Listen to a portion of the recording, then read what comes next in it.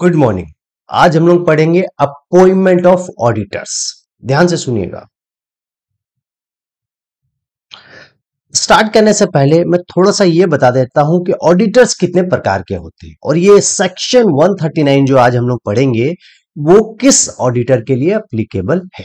याद देखिएगा, जनरली तीन प्रकार के ऑडिटर होते हैं। ठीक है, एक होता है स्टैट्यूटरी ऑडिटर, मतलब कंपनी का चार्टर्ड अकाउंटेंट को स्टैट्यूटरी ऑडिटर बोलते हैं, याद रखिएगा। ठीक है, स्टैट्यूटरी ऑडिट कौन करेगा? चार्टर्ड अकाउंटेंट करेगा। दूसरा होता है कॉस्ट ऑडिटर्स। कॉस्ट ऑडिटर क्या करता है? कॉस्ट ऑडिट करता है। तीसरा होता है सेक्रेटरियल ऑडिटर। सेक्रेटरियल ऑडिट क्या करेगा? कौन करेगा सेक्रेटरियल ऑडिट? कंपनी सेक्रेटरी करेगा। तो समझ में आ गया सर, जनरली तीन प्रकार के ऑडिटर होते हैं। एक होता है स्टैट्यूटरी ऑडिटर, दूसरा होता है कॉस्ट ऑडिटर और तीसरा होता है सेक्रेटरियल ऑडिटर। जो सेक्शन 139 है ये सारा आपका स्टैट्यूटरी ऑडिट के ऊपर है, याद रखिएगा। स्टैट्यूटरी ऑडिटर मतलब चार्टर्ड अकाउंटेंट के ऊपर ये प्रोविजन है।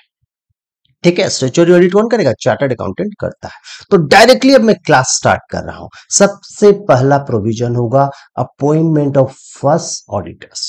ठीक है, अब ध्यान से सुनिएगा, कंपनी का फर्स्ट ऑडिटर्स कैसे अपॉइंट होगा, याद रखिएगा। बोलता है स्टेबल को देखिए मेरा, बोलता है कि कंपनी का फर्स्ट ऑडिटर कौन अपॉइंट करेगा? कंपनी का board, with in 30 days of the registration of the company. जब कंपनी बनी वहां से 30 दिन के अंदर कंपनी का बोर्ड फर्स्ट ऑडिटर को अपॉइंट कर लेगा। बोर्ड मतलब जानते हैं ना, बोर्ड मतलब टुगेदर ऑल डायरेक्टर, सारे डायरेक्टर को मिला लेंगे या मेजोरिटी ऑफ डायरेक्टर को मिला लेंगे तो कंपनी का बोर्ड हो जाएगा। ठीक है, ये समझ में आ गया। तो फर्स्ट ऑडिटर्स को कौन अपॉइंट करेगा? कंपनी का बोर्ड अपॉइंट करेगा with in 30 days of the registration of the company. Company जब बनी वहां से 30 दिन के अंदर कंपनी का बोर्ड कंपनी का फर्स्ट ऑडिटर को अपॉइंट कर देगा। दूसरा, यदि बोर्ड फेल हो गया अपॉइंट करने से तो फर्स्ट ऑडिटर को कौन अपॉइंट करेगा? किसका जिम्मेदारी है? कंपनी का मेंबर्स का जिम्मेदारी है 90 डेज के अंदर फर्स्ट ऑडिटर को अपॉइंट करे, याद रखिएगा। अब ध्यान से सुनिएगा, मैं कुछ समझा रहा हूं। तो यह समझ में आ गया कि मेंबर्स लोग कंपनी का यदि बोर्ड फर्स्ट ऑडिटर को अपॉइंट नहीं करेंगे तो 90 दिन के अंदर एक ईजीएम में फर्स्ट ऑडिटर को अपॉइंट कर लेंगे, याद रखिएगा। अब ध्यान से सुनिएगा, दो बातें मैं बता रहा हूं बहुत काम की। डायरेक्टर्स लोग जो होते हैं ना, उन लोगों का सारा मीटिंग को क्या बोलते हैं? Board meeting. तो ये समझ में आ गया, फर्स्ट ऑडिटर कौन अपॉइंट करेगा? बोर्ड करेगा। कौन सा मीटिंग में? बोर्ड मीटिंग में। सिंपल सा बात है। तो डायरेक्टर्स का कोई भी मीटिंग होगा उसको बोर्ड मीटिंग बोला जाएगा। सिंपल सा लॉजिक समझिएगा। और शेयर होल्डर लोगों का दो प्रकार का मीटिंग होता है। एक एजीएम होता है, एनुअल जनरल मीटिंग, जो साल में एक बार होता है। और शेयर होल्डर को साल के बीच में कोई भी इंपॉर्टेंट मैटर को डिस्कस करना हुआ तो लोग ईजीएम करा लेंगे। तो शेयर होल्डर की दो मीटिंग हुई, एक एजीएम और एक ईजीएम। और डायरेक्टर की मीटिंग को क्या बोलते हैं? बोर्ड मीटिंग बोलते हैं। तो फर्स्ट ऑडिटर का यह समझ में आ गया, बोर्ड अपॉइंट करेगा 30 दिन के अंदर। यदि बोर्ड अपॉइंट नहीं कर पाया तो शेयर होल्डर लोग ईजीएम करके फर्स्ट ऑडिटर को 90 दिन के अंदर अपॉइंट कर लेंगे, याद रखिएगा। और तीसरा इंपॉर्टेंट पॉइंट याद रखिएगा, जो फर्स्ट ऑडिटर कंपनी के बोर्ड ने या शेयर मेंबर्स ने अपॉइंट किया है उसका वैलिडिटी वो कब तक रहेगा? First AGM. फर्स्ट एजीएम तक ही फर्स्ट ऑडिटर की लाइफ है। इस टेबल को देखिए, फर्स्ट ऑडिटर बोर्ड ने अपॉइंट कर लिया 30 दिन के अंदर, काम खत्म। यदि बोर्ड नहीं कर पाई, कंपनी के मेंबर्स उसको 90 दिन के अंदर कर लेंगे, याद रखिएगा। फर्स्ट ऑडिटर की लाइफ कब तक है? फर्स्ट एजीएम तक ही है। समझ में आ गया। फर्स्ट ऑडिटर का अपॉइंटमेंट ये नॉन गवर्नमेंट कंपनी का था, याद रखिएगा। Appointment of first auditor of non government company, जो गवर्नमेंट कंपनी नहीं है उसका प्रोविजन है, याद रखिएगा। और गवर्नमेंट कंपनी का अलग प्रोविजन है। ठीक है, अब एक एग्जांपल देखिए, मैं आपको समझा रहा हूं। एक एग्जांपल देखिए, कंपनी का इनकॉर्पोरेशन हुआ 1 अप्रैल 2020 को। ठीक है, तो सिस्टम के हिसाब से फर्स्ट ऑडिटर्स कंपनी का कब तक अपॉइंट हो जाना चाहिए? 30 दिन। मान लीजिए 1 अप्रैल से 30 अप्रैल जो होता है 30 डेज होता है। तो बोर्ड का जिम्मेदारी है 30 अप्रैल तक फर्स्ट ऑडिटर को अपॉइंट कर ले। यदि बोर्ड नहीं कर पाया तो कंपनी का मेंबर्स लोग क्या करेगा? 90 दिन के अंदर, मतलब 1 अप्रैल से 90 दिन पकड़ लीजिए, 30 जून तक है। तो 30 जून तक फर्स्ट ऑडिटर कंपनी का मेंबर्स लोग कर लेगा। ठीक है, और याद रखिएगा फर्स्ट ऑडिटर का लाइफ सिर्फ एजीएम, सपोज 30 सितंबर को कंपनी का एजीएम है तो एजीएम तक ही उसका लाइफ है। ध्यान से सुनिएगा, एक कंसेप्ट और दे रहा हूं, अब एक कंसेप्ट को समझिए। बोर्ड, कंपनी का बोर्ड किसको बोलते हैं? बोर्ड ऑफ डायरेक्टर्स को बोर्ड बोलते हैं। अल्टीमेटली डायरेक्टर्स लोगों का काम क्या है? कंपनी का मैनेजमेंट को देखना। सिंपल भाषा में बोलेंगे तो कंपनी का डायरेक्टर लोग कंपनी का स्टाफ है जो कंपनी का काम करता है। ठीक है, और अल्टीमेट मालिक कौन है? कंपनी का मेंबर्स लोग, कंपनी का रियल ओनर होता है, याद रखिएगा। ठीक है, शेयर होल्डर्स, मेंबर्स लोग कंपनी के रियल ओनर होते हैं। तो सिंपल सा बात है, यदि कंपनी का बोर्ड, सपोज आप घर के मालिक है, आपको चाय पीना है, आपका स्टाफ यदि चाय नहीं बनाएगा तो आपको खुद बनाना पड़ेगा। तो सिंपल सा यही बात है, यदि कंपनी का बोर्ड किसी कारण नहीं अपॉइंट कर पाता है तो कंपनी का मेंबर्स को करना पड़ेगा। और एक चीज याद रखिएगा, कंपनी का फर्स्ट ऑडिटर अपॉइंट करने के लिए आरओसी में किसी फॉर्म फाइलिंग की दरकार नहीं है। ठीक है, अब नेक्स्ट कंसेप्ट में आते हैं। Appointment of first auditor of government company, section 139 subsection 7। याद रखिए, ये कहानी है गवर्नमेंट कंपनी का। गवर्नमेंट कंपनी का जितना भी ऑडिटर का अपॉइंटमेंट है सारा एक ही आदमी करेगा, C&AG, controller and auditor general of India. ये गवर्नमेंट की बनाई हुई एक बॉडी है जो गवर्नमेंट ऑडिट का काम देखती है। तो गवर्नमेंट ऑडिट वर्ड आते ही माथा में वर्ड आ जाना चाहिए C&AG, controller and auditor general of India.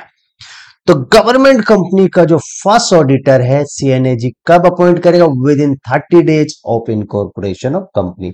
जब गवर्नमेंट कंपनी इनकॉर्पोरेट होगी वहां से 60 दिन के अंदर गवर्नमेंट कंपनी का फर्स्ट ऑडिटर C&AG अपॉइंट कर लेगा। यदि C&AG किसी कारण नहीं कर पाया तो नेक्स्ट 30 डेज में उस कंपनी का बोर्ड जो है, बोर्ड ऑफ डायरेक्टर लोग गवर्नमेंट कंपनी का फर्स्ट ऑडिटर को अपॉइंट कर लेंगे। तो पहले C&AG नहीं कर पाया 60 दिन के अंदर तो उस कंपनी का जो बोर्ड है वो नेक्स्ट 30 डेज में कर लेगा। यदि किसी कारण कंपनी का बोर्ड ऑफ डायरेक्टर्स लोग भी फर्स्ट ऑडिटर को अपॉइंट नहीं कर पाया तो बोर्ड एकदम जैसे मेंबर्स को इन्फॉर्म कर देगा और मेंबर्स लोग नेक्स्ट 30 डेज में, जब से इन्फॉर्म किया वहां से 60 दिन के अंदर कंपनी का फर्स्ट ऑडिटर को अपॉइंट कर लेगा। तो गवर्नमेंट कंपनी में ये समझ में आया सर, C&AG अपॉइंट करेगा, C&AG नहीं कर पाया तो कंपनी का बोर्ड ऑफ डायरेक्टर लोग करेंगे, और यदि बोर्ड ऑफ डायरेक्टर लोग नहीं कर पाए तो कंपनी के मेंबर्स लोग करेंगे। तो 60 डेज पहला C&AG को मिला, उसके बाद नेक्स्ट 30 डेज बोर्ड को मिला, उसके बाद नेक्स्ट 60 डेज कंपनी के मेंबर्स को मिला है। इतना पता है। अब देखिए नेक्स्ट कॉन्सेप्ट में, देखिए appointment of subsequent auditors of non government company. ये गवर्नमेंट कंपनी का नहीं है, नॉन गवर्नमेंट कंपनी का है। ठीक है, गवर्नमेंट कंपनी को छोड़ के जो नॉर्मल कंपनी है उसके लिए है। ठीक है, सेक्शन 139(1) सबसे पहले वाला सेक्शन है ये 139(1). देखिए फर्स्ट ऑडिटर का लाइफ कहां खत्म हो गया? फर्स्ट एजीएम में खत्म हो गया। फर्स्ट ऑडिटर कब तक वैलिड है? फर्स्ट एजीएम तक।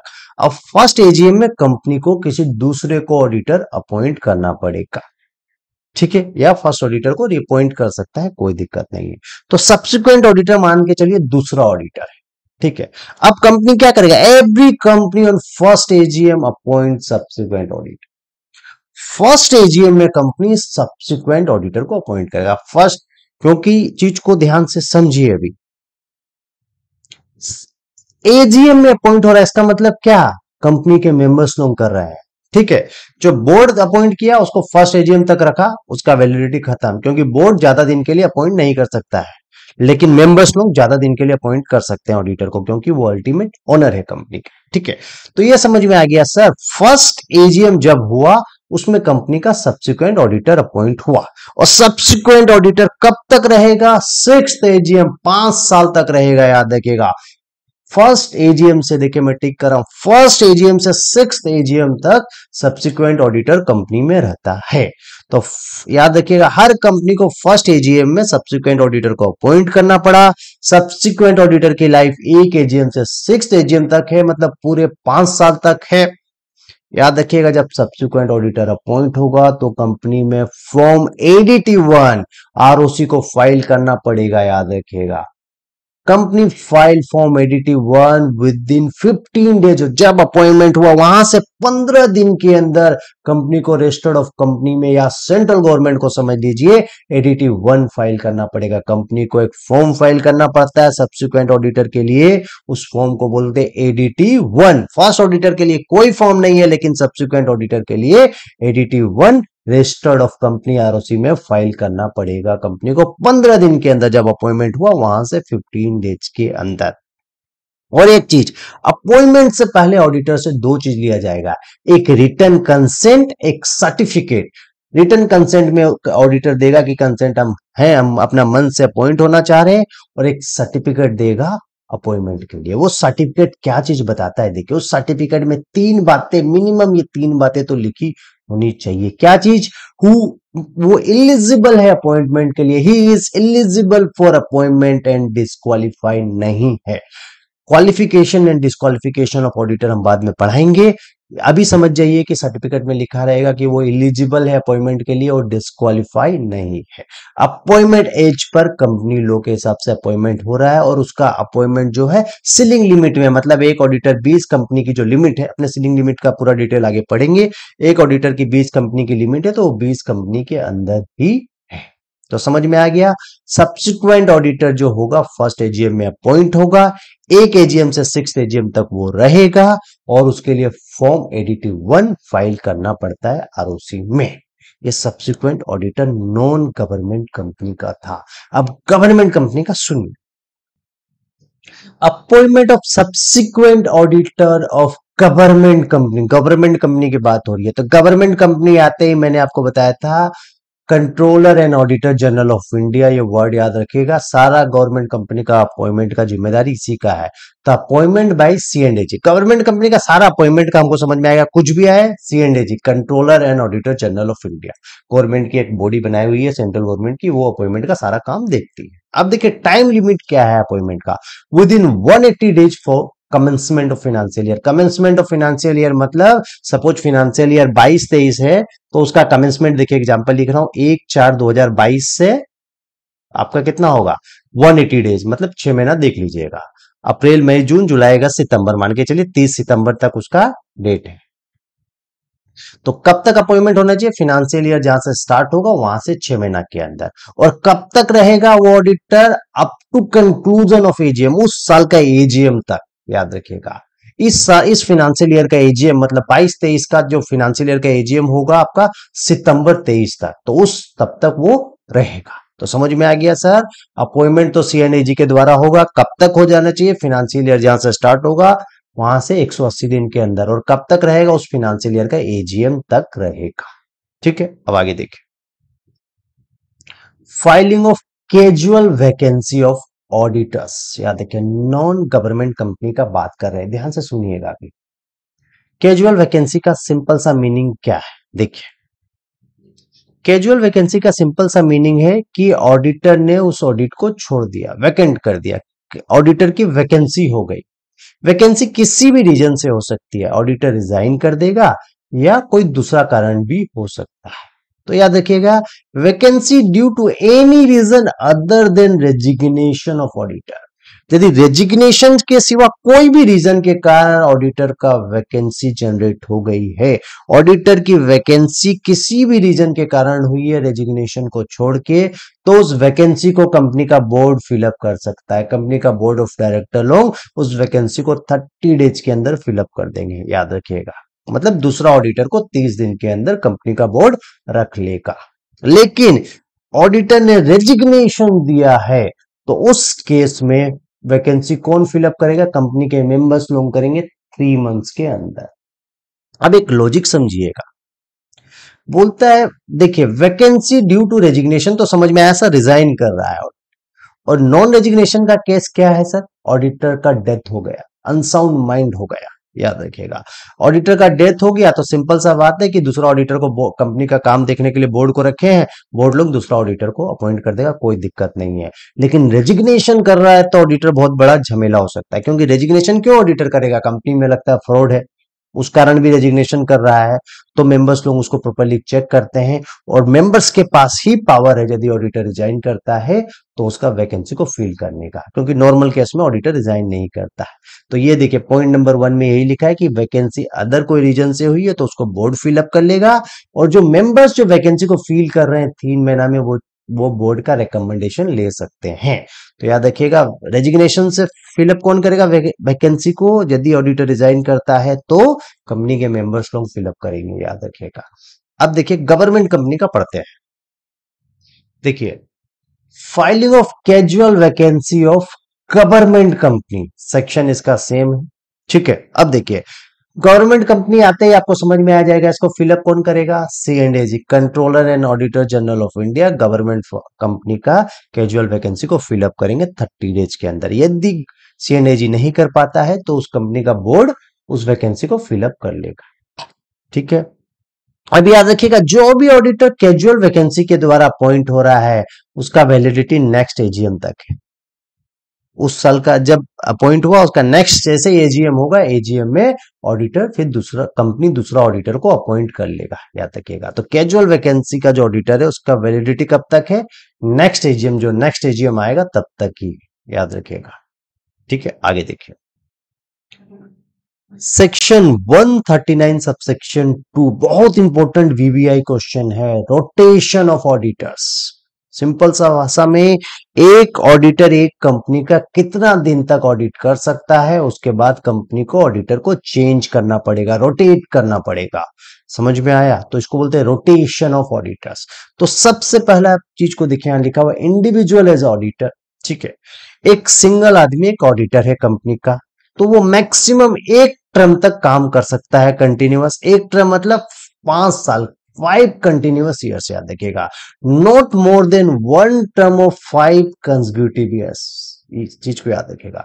एक इंडिविजुअल एक ऑडिटर है कंपनी में तो वो कंटिन्यू एक टर्म तक काम कर सकता है। एक टर्म मतलब 5 साल तक, continue 5 consecutive years, 5 continuous years तक एक इंडिविजुअल एक कंपनी का काम कर सकता है।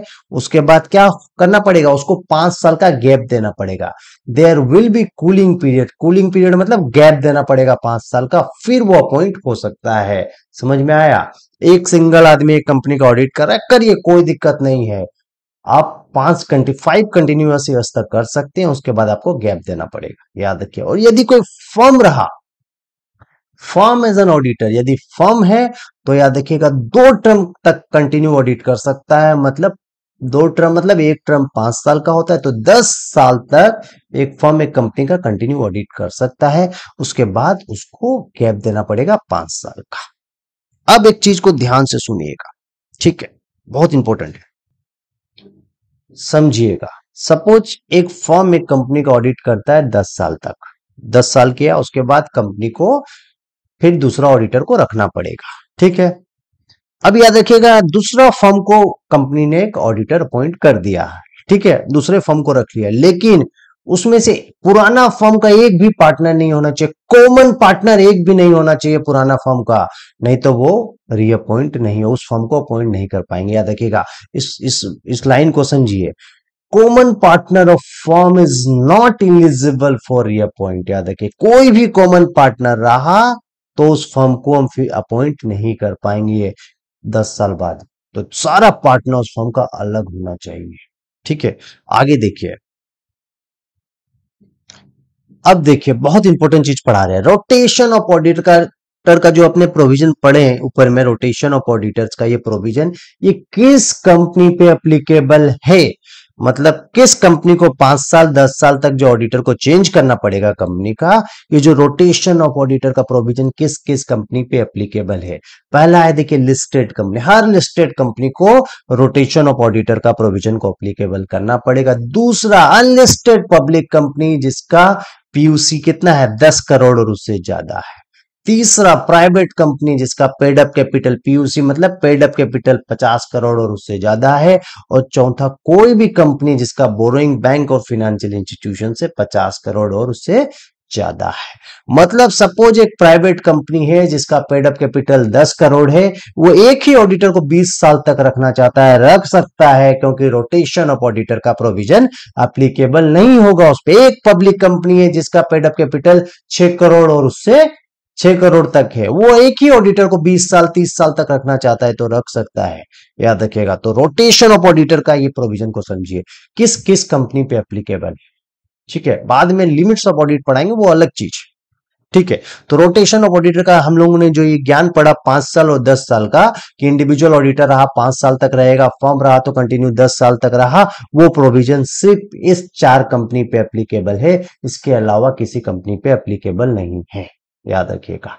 आगे देखिए, ध्यान से समझिएगा, सेक्शन 139(3), ये एक स्पेसिफिक पावर दिया गया है कंपनी के मेंबर्स लोगों को। ध्यान से समझिएगा, एक एग्जांपल देके समझा रहे हैं, आगे प्रोविजन को पढ़ा देते हैं, ध्यान से समझिए।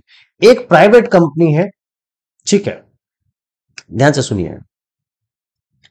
एक प्राइवेट कंपनी है जिसका कैपिटल सिर्फ 1 करोड़ रुपया है, सोचिए, एग्जांपल ले रहा है। अब वो प्राइवेट कंपनी का मेंबर्स लोग चाहता है नहीं, मेरा कंपनी पर रोटेशन ऑफ ऑडिटर का प्रोविजन एप्लीकेबल होना चाहिए, रूल के हिसाब से तो नहीं है, 50 करोड़ से नीचे है, ठीक है। अब कंपनी के मेंबर्स लोगों को स्पेसिफिक पावर दिया गया है, जो छोटी कंपनी है मान के चलिए उसके लिए है।